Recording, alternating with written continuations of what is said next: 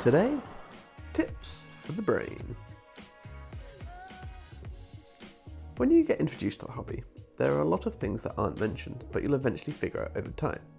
However, perhaps it would have been nice to know a little earlier on.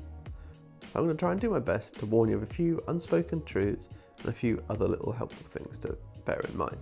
Some may make you a better modeller, and others may make you enjoy the hobby a little bit more.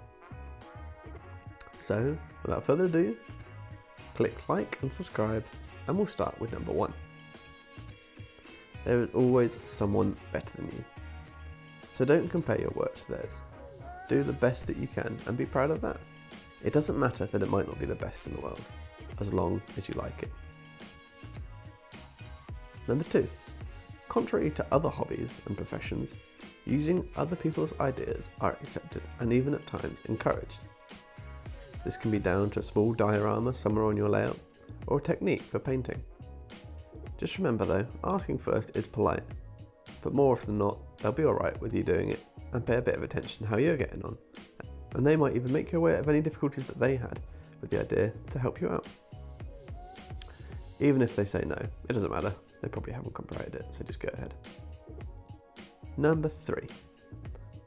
Photos can make everything look really good, or really freaking terrible, especially when it's a really close-up one. I get it, you're trying to make your photos of your layout look like they were taken by actual people on your layout. That's cool, but again, don't feel bummed out if that model that you made and are really proud of looks a little less amazing when blown up 10 times by your camera. Just a quick break now, just to see where this episode's steam spent is going. As this time we're not talking about any locomotive or anything in particular, the steam spent will be donated to the Railway for Children charity. They look after homeless children and young adults and help them get off the streets and back on their feet. Right, back into it at number 4. Every year at around Christmas and New Year, Hornby and others make their new range announcements. This is a super exciting time. Will that coach that you've been waiting for ages finally be announced? Will that item from years ago make a return? If it doesn't, it's always a little bit annoying when it happens. It's even more annoying if they do announce it, as then there is another model to add to your ever-growing to-buy list.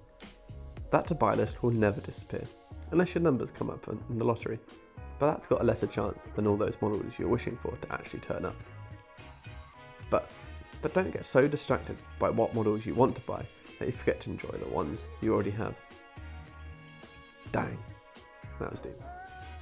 Number 5. Don't get high. It's easily done, forgetting that you're gluing or painting without the windows open, and you slowly find yourself going light-headed, and all those figures in the coaches and on the platform start talking back. More a health warning than anything else, but just something to be aware of nonetheless. There are so many chemicals and whatnots that we use to make everything, you just gotta be careful. It just helps to bear it in mind. And that's all I've got for this episode. Thanks for watching. If you made it this far, you may as well hit that subscribe button to reward yourself for getting this far.